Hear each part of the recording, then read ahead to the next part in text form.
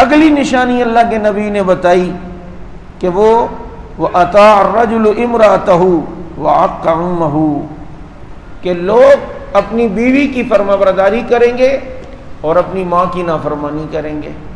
اور آج دیکھ لیں یہ وہ علامات ہیں جو تقریباً ہو گئی ہیں کہ بیوی کی فرمانبرداری پر ماں کو دھکے دے کے نکالنے والے ہم نے دیکھے ہیں، ماں کو دھتکارنے والے ہم نے دیکھے ہیں۔ اسلام یہ نہیں کہتا کہ ماں کے حقوق پر آؤ تو بیوی کو بھی بھول جاؤ، جو حقوق ماں کے وہ ماں کو دو، جو بیوی کے بیوی کو دو۔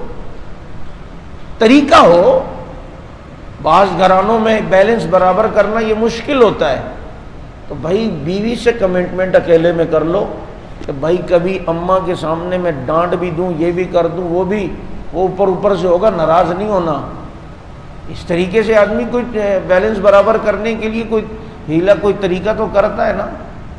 اور ہم جب ماں کی طرف آتے ہیں تو وہ اتنا کہ بیوی کے حقوق گئے، بیوی کی طرف آئے تو پتہ چلا ماں کے حقوق گئے۔ ایسا نہ ہو جو ماں کے حقوق ہیں وہ دیے جائیں، جو بیوی کے حقوق ہیں وہ ان کو دیے جائیں۔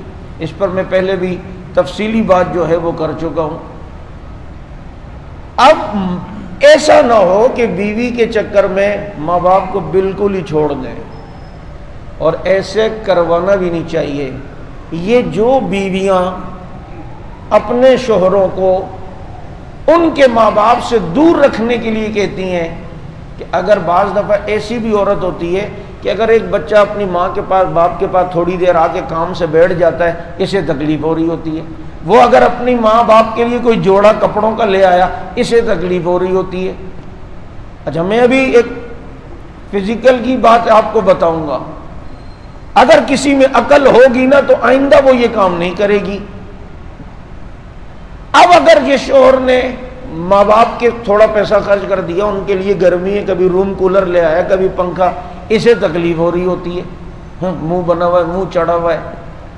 اور اس ظالم کی بچی کو اتنا نہیں پتا کہ یہ جو تو مزے کر رہی ہے شوہر کے پیسوں پر، تو چاہتی ہے کہ یہ مزے کرتی رہے، اور یہ شوہر کے وجہ سے تجھے مال تھوڑا بہت جو مل رہا ہے، جو آسائشیں ملی ہیں ملتی رہے۔ اگر چاہتی ہے تو پھر اس کو ماں باپ کے حقوق ادا کرنے دے، اور اگر نہیں چاہتی، یہ ماں باپ کی نافرمانی کرے گا، تیرے شوہر کے رزق کو اللہ تنگ کرے گا یا نہیں؟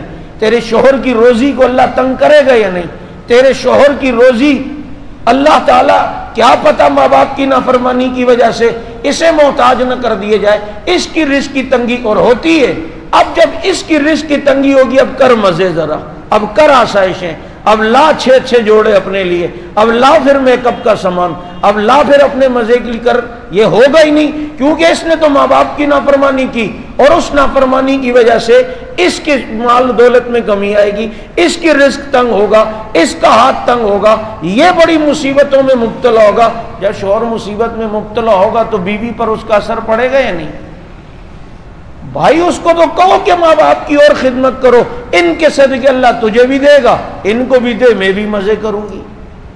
لیکن یہ بات تو تب ذہن میں آئے گی نا جب اندر ایمان ہو، جب اندر دین ہو، جب یہ پتا ہو کہ میرے نبی نے جو فرمایا ایسا ہوگا، اور میرے نبی نے جو فرمایا ہے والدین کے حقوق کرو، ادا کرو، اللہ تعالیٰ تمہیں جو ہے وہ کیا کہتے ہیں اور زیادہ فراوانی رزق میں عطا فرمائیں گے۔ اور ماں باپ کی نافرمانی کی وجہ سے اللہ تعالیٰ رزق کو تنگ کر دیتے ہیں۔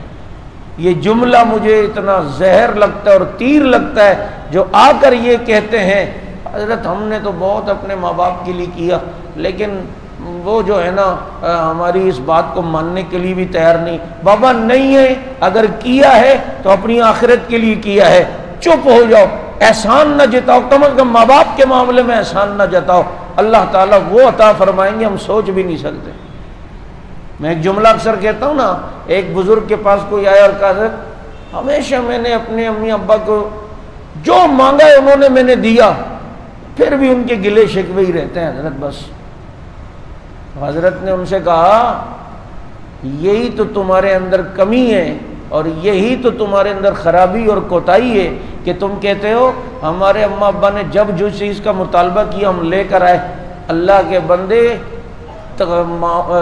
کام کی بات تو تب ہوتی، مزہ تو تب آتا ان کے کہے بغیر تم ان کے لیے کچھ لے کے جاتے، تو پھر دیکھو وہ گلہ کرتے، پھر دل سے آہیں نکلتی ہیں، پھر دل سے دعائیں نکلتی ہیں، پھر دل سے ماں باپ کے ہاتھ جو اٹھتے ہیں نا، پھر دیکھو آسمان کے دروازے کیسے کھلتے ہیں۔ کمال تو یہ ان کے کہے بغیر لاؤ، اگر وہ مطالبہ کرتے رہیں 2-3 بار یہ لے آؤ یہ لے آؤ تو تنگ آ کے آدمی لے ہی آتا ہے۔ کمال تو یہ کہ پتہ ہے گرمی ہے، اچانک میں اپنے اماں ابا کو سرپرائز دوں، یہ جی میں آپ کے لیے روم کولر لے آیا ہوں، یہ جی میں اپنے آپ کے لیے یہ لے آیا ہوں، یہ بھی بھائی سردی ہے چلو بھائی اچھا سے ایک نیا کمبل لے کے یہ میں آپ کے لیے لایا ہوں۔ یہ بظاہر تو ہمیں لگتا ہے ہمارا پیسہ جا رہا ہے، لیکن جا نہیں رہا ہوتا، یہ ڈھیروں سارا آ رہا ہوتا ہے۔ کبھی اللہ سے بھی کاروبار کرنا سیکھو، اللہ کو بھی پارٹنر بنانا سیکھو، اور وہ پارٹنر یوں بنایا جاتا ہے کہ اپنے معاملات میں ان جگہوں پہ فراغ دلی سے خرچ کرو جہاں وہ چاہتا ہے کہ خرچ کرو گے تو میں دوں گا۔ تو یہ قیامت کی نشانیوں میں سے ایک یہ کہ بیوی کا فرما بردار اور ماں باپ کا نافرمان ہو جائے گا۔ اور یہ آج کل جو ہے یہ بیماری تو بہت زیادہ ہے، ایسا نہ ہو ماں باپ ہوتے ہیں، بیوی ہوتی ہے، جو اس کے حقوق ہیں وہ کرو، جو اس کے حقوق ہیں وہ ادا کریں۔